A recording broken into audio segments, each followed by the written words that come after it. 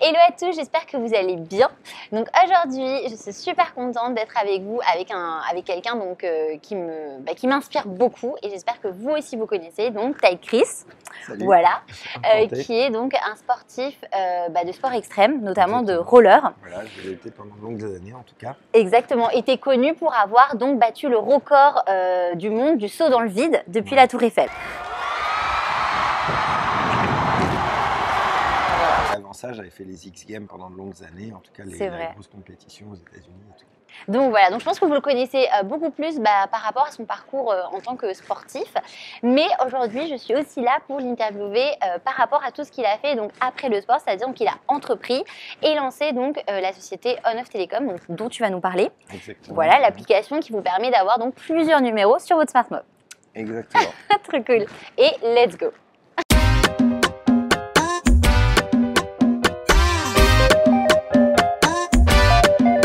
Du coup, Taïb, écoute, merci beaucoup d'être aujourd'hui là avec moi. Avec plaisir. La première question que je pose et que je pose souvent à tous mes intervenants chez MyStock, c'est si tu devais te définir en 3 mots, ce serait lesquels?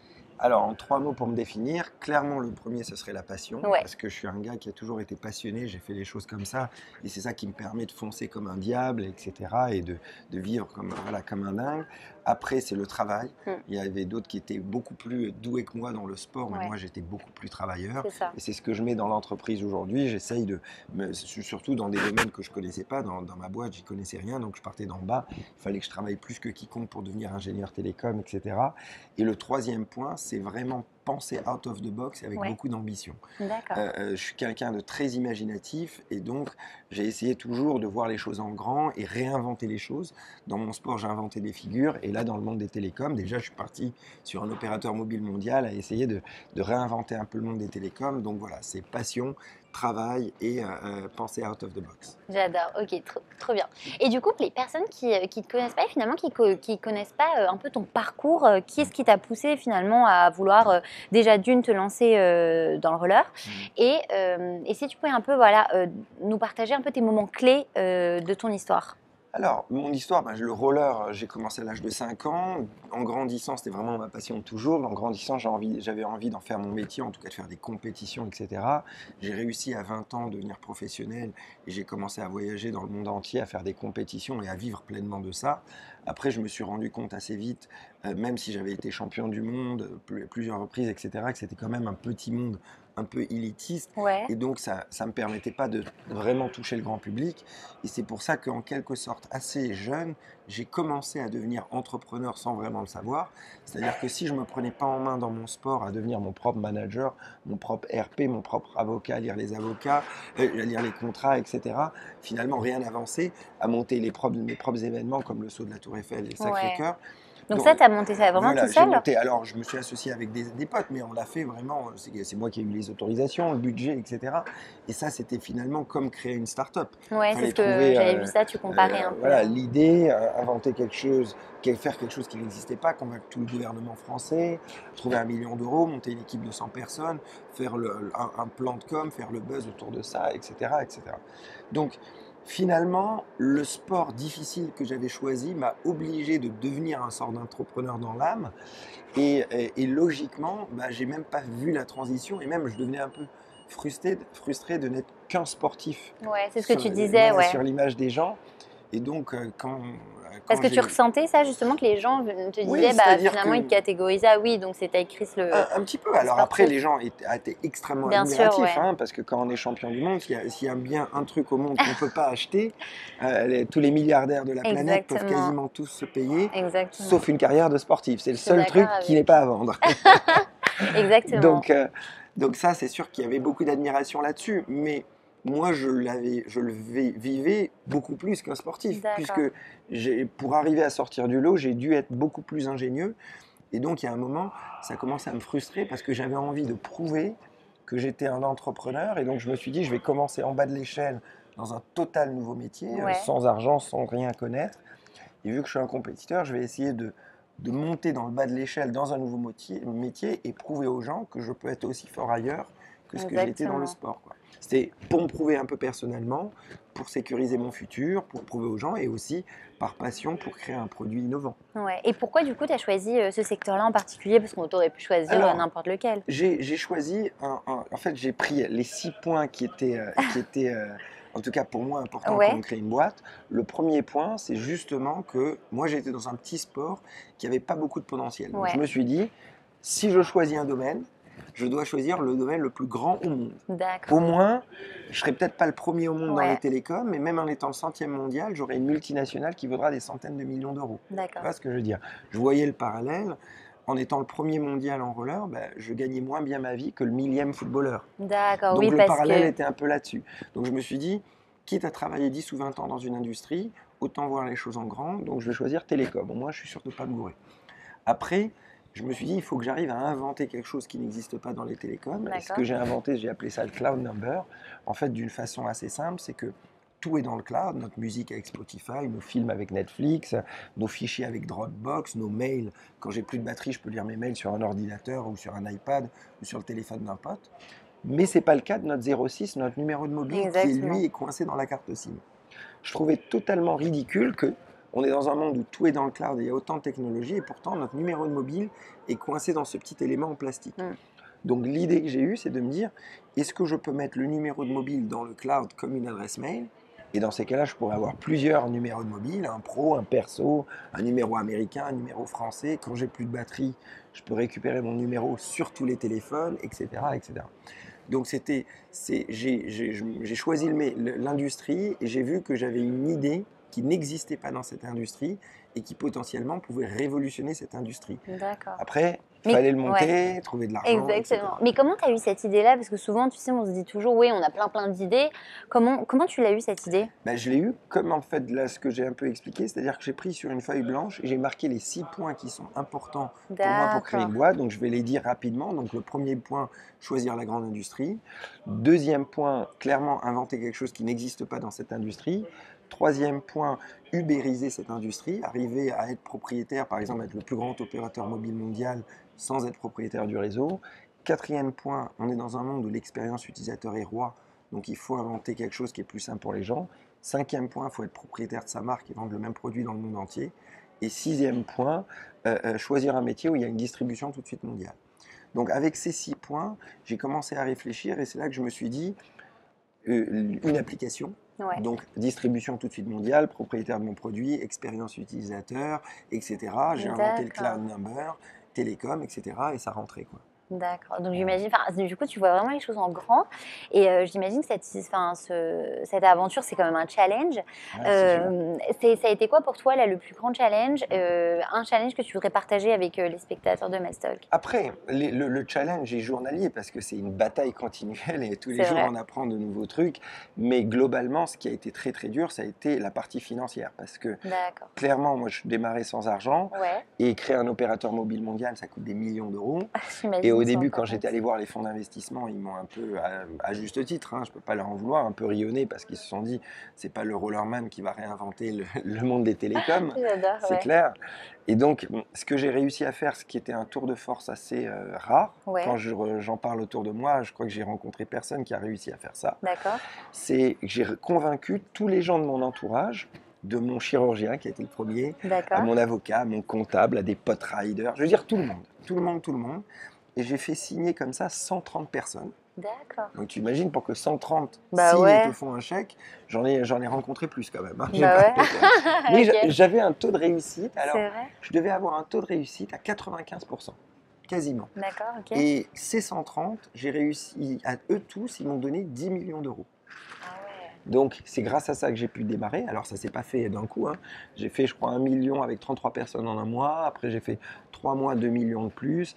Et après ce qui a été extrêmement dur, c'est que pendant 2 ans, je perdais 200 à 250 000 euros par mois et j'avais jamais un mois d'avance. Vu que j'ai 45 personnes au bureau, Ouais. en fait je démarrais le premier du mois, je payais les salaires le 23, donc j'avais 23 jours pour trouver 250 000 balles. Et si je ne les trouvais pas, tout s'arrêtait. Les Ouais. 4 ans, les 3 ans disparaissaient comme un feu de paille. Et donc, c'était horrible à vivre parce que je pouvais mettre 45 personnes au chômage, je pouvais tout perdre. Et j'avais jamais un mois d'avance. Et pendant 2 ans, tous les mois, il fallait trouver à la fin du mois 250 000 euros. Donc tu Ça, faisais c'était comment du coup? bah, tout et n'importe quoi. Je me suis assis dans l'avion à côté d'un mec. À la fin du vol, il m'a donné 300 000 euros. Et j'ai reçu l'argent sur le compte bancaire une semaine après. Hein. Et c'était un Ok. jeune mec de l'île de la Réunion, hyper sympa, un jeune entrepreneur. Et j'étais pas en business, on était en éco, c'était même pas ma place. Je me suis mis à côté de lui parce qu'il y avait une place de libre. Ouais. Tu vois. Donc Si t'as tu veux, vraiment. quand tu es dans une situation où tu as 250 000 euros à la fin du mois à trouver, sinon tu perds tout, bah, je peux dire que tu travailles, quoi. Hein. Tu fonces comme un diable. Bah ouais. Donc j'étais devenu l'expert en pitch. Ça a été très dur émotionnellement, Ouais. parce que être proche de tout perd tout le temps. Mm. Après, ça a été aussi dur de négocier avec les fonds, parce que plus je levais des fonds avec des particuliers, plus Ouais. c'était difficile de rentrer avec des professionnels, Ah parce d'accord. que les fonds institutionnels n'aime pas avoir beaucoup de petits actionnaires. Et D'accord. donc, le pacte d'actionnaires, il fallait que je remette les choses en ordre. Donc ça m'a pris un an de négociation dure. Après, il a fallu que je devienne ingénieur télécom. Ça a été dur aussi. Il fallait que j'apprenne le métier sur le Bah tas. ouais, j'imagine. Mais c'était passionnant, donc ça, c'était cool. Trouver les équipes, ça a été difficile. Apprendre à manager les équipes, c'est toujours dur et j'ai tellement encore à apprendre. Voilà. Après, une vraie différence que je me suis rendu compte par rapport à mon métier de sportif, par rapport à maintenant, Ouais. c'est que dans le sport, tout ne tenait qu'à moi. Oui, c'est vrai, parce que du coup, forcément, Si j'étais c'est. bon, si je m'entraînais bien et j'étais bon, bah, j'étais champion et ça marchait. Mm. Et j'avais pas besoin de convaincre qui que ce soit. C'est ça l'avantage dans le sport, c'est-à-dire que si on est fort et c'est tout. Mm. Dans le monde, dans l'entreprise, on peut avoir la meilleure idée du monde, le meilleur produit, etc. On ne peut pas le faire seul. On est Exactement. obligé de le faire avec des gens. Et donc finalement, toute la journée, depuis maintenant des années, je dois convaincre des gens, ce qui est difficile émotionnellement, parce qu'il faut arriver à motiver les équipes, il faut arriver à motiver les fournisseurs, il faut arriver à motiver les opérateurs, les régulateurs, les financiers. Donc toute la journée, je suis devenu un motivateur professionnel, quoi. Motivateur Voilà, professionnel, c'est yes. ça. Bon, en tout cas, c'est top.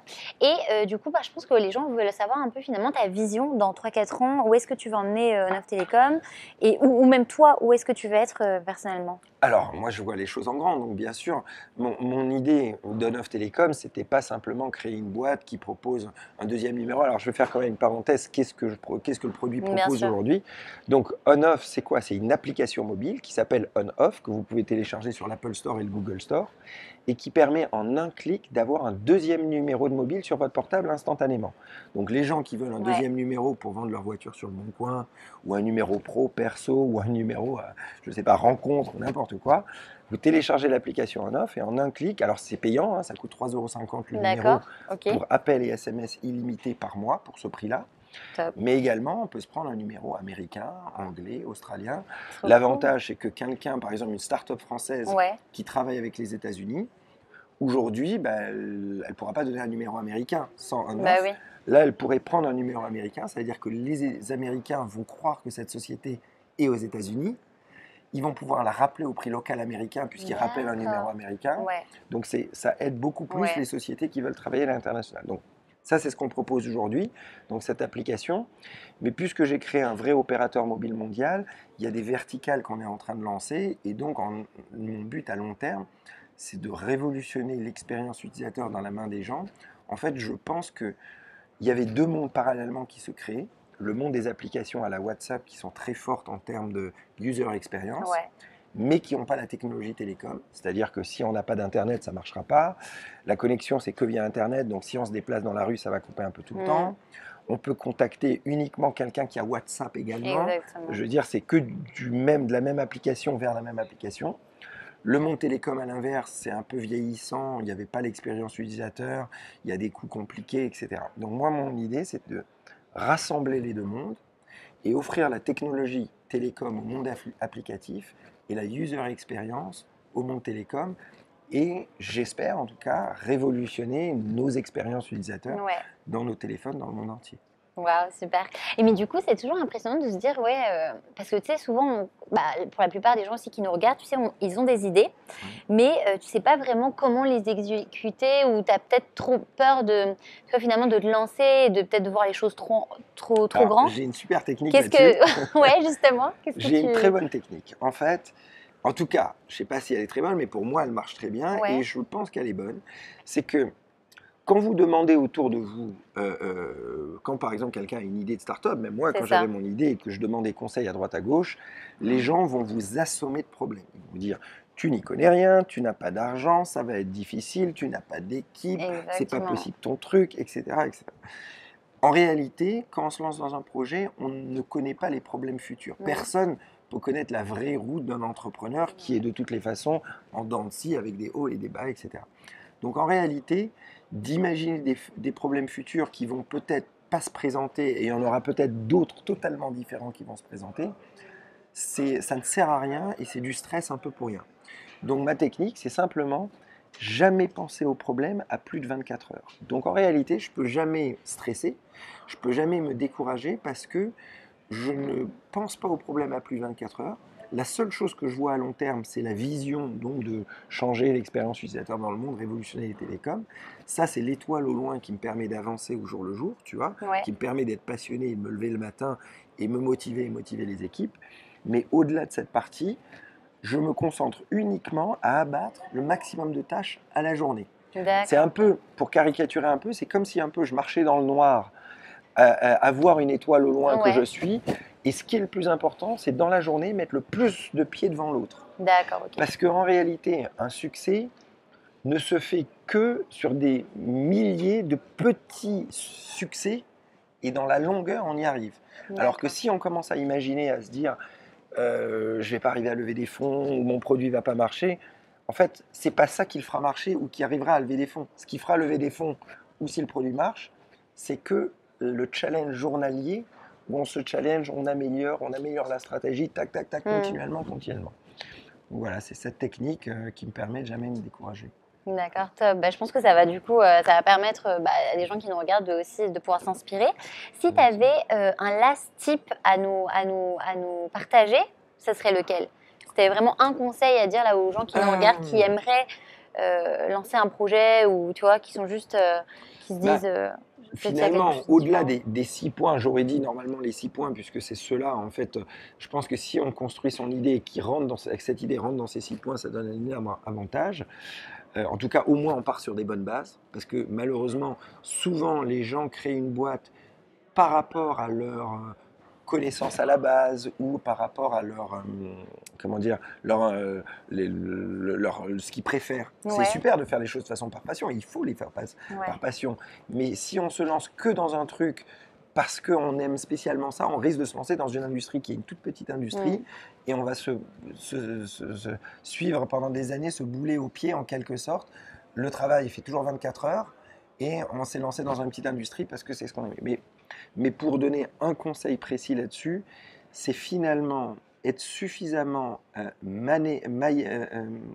maniable psychologiquement et se remettre suffisamment en question au jour le jour et challenger constamment la vision, Ouais, parce que la vision du départ n'est jamais la même que la vision à l'arrivée. ouais, c'est ça. Et un entrepreneur qui va pas arriver à s'adapter, eh ben, il va aller dans le mur parce qu'il faut savoir vraiment que le début et l'arrivée n'est pas du tout la même.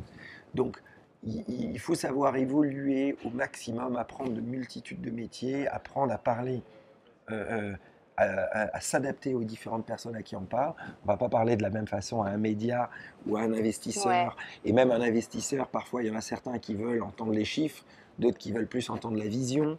Donc, en fait, il faut arriver à développer un sens humain assez poussé pour arriver à comprendre les gens qu'on a en face de nous et comprendre le marché pour adapter son produit pour ça. D'accord, ok, top. Et du coup, pour finir, on aimerait bien savoir si tu as, je sais pas, une petite routine matinale. Est-ce que tu peux nous décrire un peu une journée type? Ma routine matinale, c'est très simple. Je suis en retard. T'es en retard. Ah bah tiens, on est Je suis deux, moi en aussi. retard. Je suis en retard. En Ok. fait, je m'endors que quand je suis à l'épuisement. Par exemple, hier soir, je me suis couché à 7 heures. Ah, Et j'ai 7h du matin? Du matin, j'ai fini de travailler à 7h et vous voyez, j'avais là ici Bah oui. j'étais membre du jury Comment à 10h, t'as fait pour... à 10h. Donc voilà, j'ai dormi 2 heures, je suis KO. Et donc, en fait, je m'endors que quand je suis à l'épuisement. Et j'ai toujours des réunions le matin, donc je me réveille complètement à l'épuisement également. Ça, Et j'arrive à ouais. rattraper le dimanche, la semaine où j'ai pas dormi. Okay. Et sinon, les journées types, c'est comme je disais, abattre les listes de tâches que j'ai à faire. Donc j'ai mes tâches de la journée et je fonce à tout faire. D'accord. Et comme un diable, je fais ça toute la semaine et le dimanche, je suis KO, je Bah rattrape ouais. un peu la semaine. Mais ce rythme, tu penses pouvoir le garder Tant qu'on est passionné, habité, on peut le garder, je pense. Super, yes. Éventuellement, une citation qui... J'en ai même 3. Ouais, il y en a une, c'est que 7 t'aimes fois bien. à terre, 8 fois debout. Alors elle me colle bien parce que c'est une citation japonaise, mais elle me colle bien. J'ai été opéré 7 fois et c'est sur un lit d'hôpital que j'ai créé la boîte. Ouais. Il y en a une autre, ils ne savaient pas que c'était impossible, alors ils l'ont fait. Et finalement, c'était un peu la chance que j'ai eue sur un œuvre, c'est-à-dire que le fait de rien connaître au monde télécom, c'est ça qui m'a permis de foncer et me dire je vais créer un opérateur mobile mondial. Et donc en tout cas d'y croire, parce que les ingénieurs télécoms se disaient pour le coup que ce n'était pas possible. Et la dernière, qui est je pense la meilleure, c'est la chance, plus je travaille, plus elle me sourit. C'est vrai. Voilà, Ouais. je ne crois pas trop à être doué, je crois plus au travail. Donc, et je ne crois pas à la chance non plus. Non plus. De toute façon, j'ai eu de la chance, par exemple, de m'asseoir à côté de ce mec dans l'avion, Ouais. qui à la fin m'a donné 300 000 € à la fin du vol. Mais j'ai peut-être d'autres dizaines de malchances que je ne connaîtrai jamais, où je suis passé peut-être à côté d'un autre mec dans l'avion, etc. Donc, en réalité, je provoque la chance, je courbe le destin, comme je dis à chaque fois, parce que vu que je suis fondamentalement habité par mon projet, tous les gens que je rencontre, au début j'ai parlé à ce mec-là vraiment parce que j'aimais l'échange, et parce que je parlais de mon projet, parce que je ne pensais pas qu'il allait me donner de l'argent à la fin. Quoi, bien sûr, ouais. C'est pas aller voilà, en mode... la chance, plus je travaille, plus elle me sourit. Yes, trop cool. Bah écoute, merci beaucoup en tout cas d'avoir partagé ton parcours avec nous. Je pense que ça a été très inspirant et notamment tous les gens qui veulent suivre On Off Télécom, comment ils font? Donc, très simple, l'application On Off, c'est sur l'Apple Store, le Google Store. Donc télécharger en un clic, le téléchargement est gratuit. Il y a un petit numéro test, vous pouvez en tout cas prendre un numéro et tester pour voir que ça marche. Et après, bon, il faut payer pour le numéro. Après, les appels à l'international sont jusqu'à 50 fois moins chers. Et sinon, ils peuvent nous suivre ou me suivre sur les réseaux. Oui, te suivre sur les réseaux. On mettra tous les liens. Écoute, merci beaucoup. Merci. Et j'espère que vous aussi, vous avez été autant inspirés que moi par l'épisode. Je vous dis à bientôt pour un nouvel épisode de Melstock. Merci. Yes, trop cool. Petite ligne de fin.